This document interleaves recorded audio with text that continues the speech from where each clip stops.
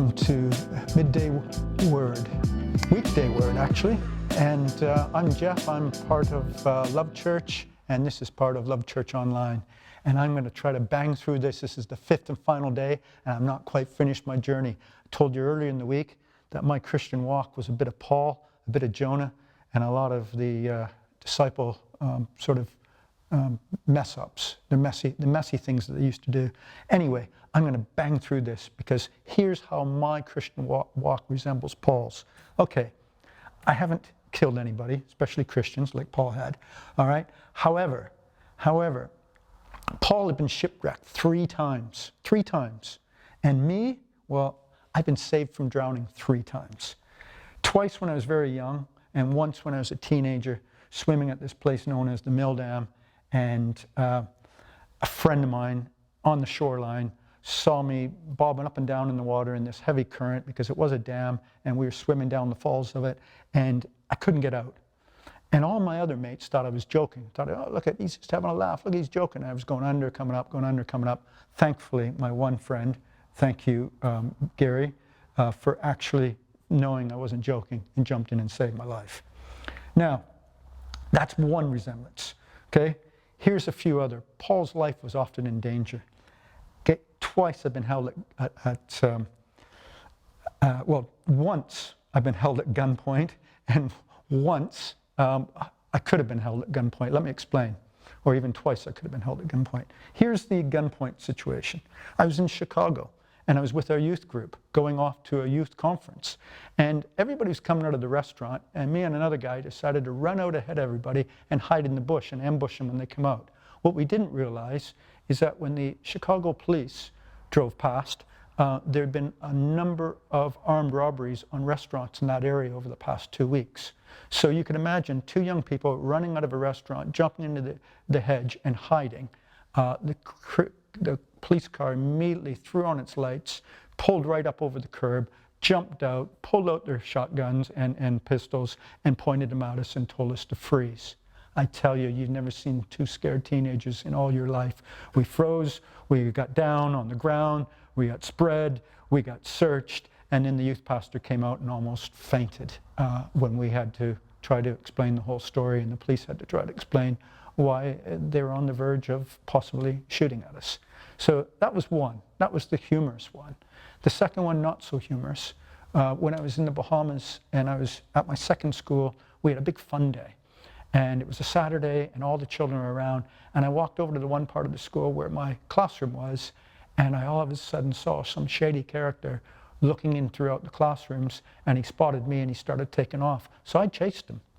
Now, he got down to a certain area, and then he jumped over a fence or whatever, and then one of the security guards picked up on it and said, "What are you doing?" I said, "This guy here, he was chasing him, and he's been at school, you know, snooping around, whatever he's doing." So security guards eventually caught up to this guy. And when they came back to me later on, they said, "Mr. Whalen, in the future, just please come and find us. Don't go chasing people like that." I said, "Yeah, okay." And they said, "Do you want to know why?" And I said, "Yeah." And they said, "Because the guy was armed. He had a gun on him." I thought, my goodness, you know. So that's 2 situations right there. A third, which was also close, is that we had a big Christmas party one time in a restaurant, all of us teachers, and the school had arranged it so they had booked the banquet room for all the staff. And we're all eating a lovely meal, a lovely restaurant.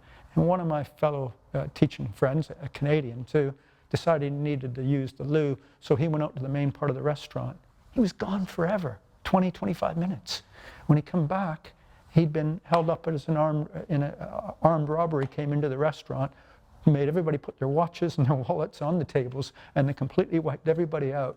And they didn't realize there was a banquet room next door full of teachers. They probably thought it wasn't worth it anyway because they didn't pay us very well.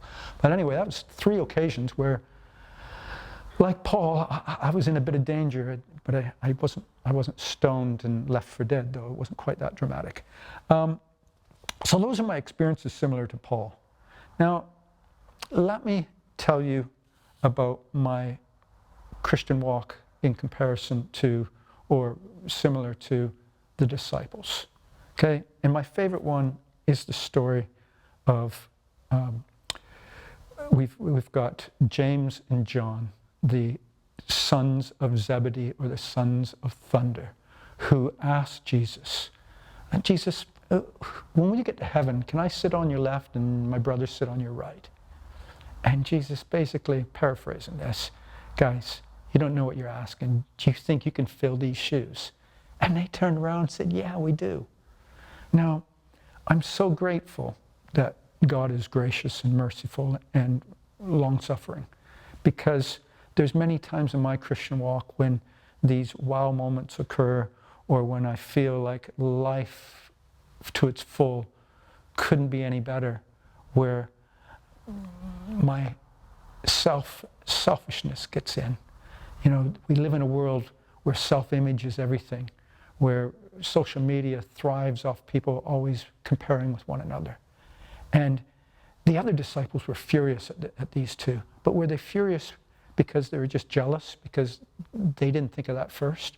Or were they really furious because they could see arrogance and self-centeredness? I'm not sure which one. But I do see that in my own Christian walk, that if God's going to thrive and that life is going to continue to flow and overflow, then I got to keep a check on self. I have to die daily and take up my cross, because it's so easy to allow the selfishness to creep in. And when things don't seem in that verse, I can do all things. My take on, I've got my own version of that verse, Jeff's opposite translation, the Jot translation. I can do few things with Christ when my own baggage keeps weighing me down. Now I've changed the word in to with, because if I'm only with Christ, it doesn't suggest he's in charge. So that verse is so important, that when I'm in Christ, then I can do all things. And I want to leave you with that today.